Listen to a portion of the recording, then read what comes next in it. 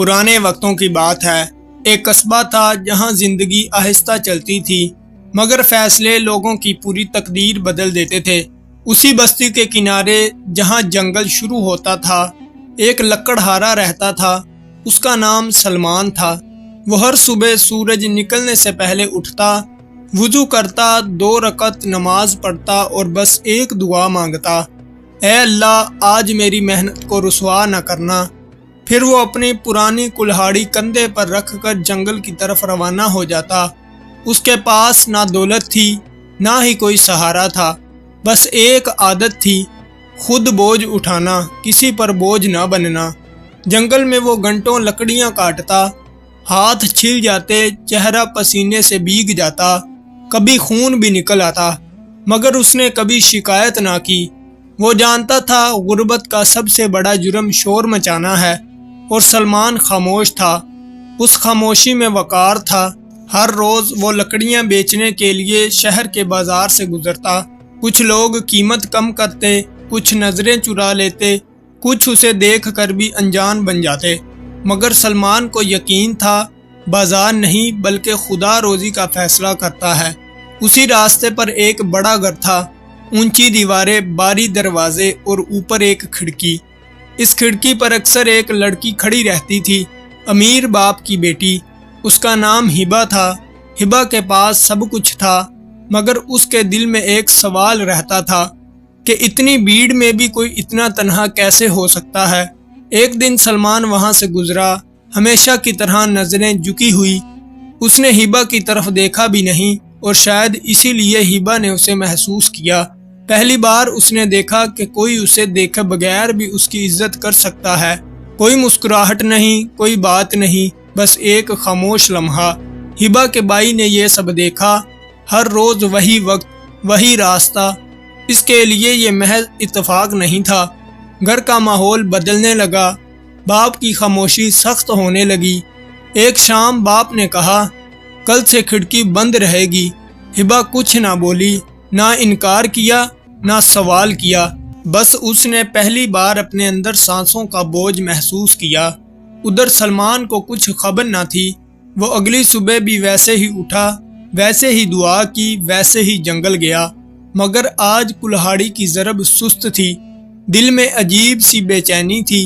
बाजार में आज लोगों की बातें मुख्तलिफ लग रही थी, और जब वो उस घर के पास से गुजरा, खिड़की बंद थी।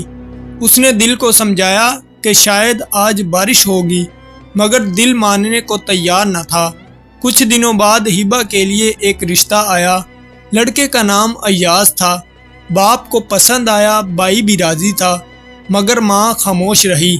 उस रात हिबा ने माँ से कहा, अगर ये अल्लाह का फैसला है तो मुझे हिम्मत दे दे। और सलमान ने अपनी माँ से कहा, अम्मा बेहतर है कुछ दिन शहर से बाहर काम ढूंढ लूं। दोनों अलग अलग फैसले कर रहे थे, मगर दोनों को मालूम न था कि कहानी अभी ख़त्म नहीं हुई। घर में एक दिन फैसला कुन मजलिस बैठी।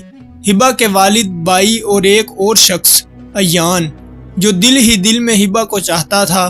बातों के दौरान हकीकत सामने आ गई। अयान खुद रिश्ता चाहता था, मगर जब उससे पूछा गया, उसने खामोशी इख्तियार कर ली। अय्याज को बुलाया गया। उसने सुकून से कहा, मैं किसी के दिल पर बोझ बनकर घर नहीं बसाना चाहता, और वो उठकर चला गया। अब सलमान को बुलाया गया। वो सर झुकाए आया।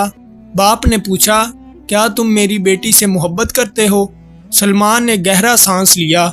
मैं अपनी जगह जानता हूँ, इसीलिए कभी अपने दिल को जुबान नहीं दी। अगर मेरी खामोशी भी गुनाह बन गई है तो मैं चला जाऊंगा, सलमान ने ये कहा। कमरा खामोश हो गया। हिबा का भाई आगे बढ़ा, अगर तुम गलत होते तो यहाँ खड़े ना होते।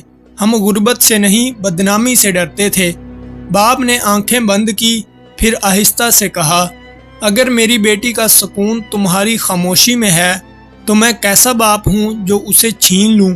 फिर उसने सलमान से पूछा, अगर कल तुम्हारे पास कुछ ना हो, क्या तुम मेरी बेटी की इज्जत संभाल सकोगे? सलमान ने पहली बार सर उठाया और कहने लगा, मेरे पास शायद कुछ ना हो, मगर जो होगा हलाल का होगा, और मैं जिम्मेदारी से नहीं भागूंगा। हिबा को बुलाया गया। اس کی آنکھوں میں آنسو تھے مگر خوف نہیں تھا۔ باپ نے پوچھا، کیا تم اس کے ساتھ زندگی بانٹنا چاہتی ہو؟ ہبا نے دھیرے سے کہا، میں اپنی زندگی ایسے شخص کے ساتھ گزار سکتی ہوں جس نے کبھی مجھے حاصل کرنے کی کوشش نہیں کی مگر ہمیشہ عزت دی۔ باپ نے فیصلہ سنا دیا، دولت سے زیادہ سکون ضروری ہے۔ کچھ دن بعد شادی طے ہو گئی۔ سلمان اسی راستے سے گزرا۔ اس بار کلہاڑی کے ساتھ ذمہ داری بھی تھی۔ کھڑکی کھلی تھی مگر ہبا وہاں موجود نہیں تھی۔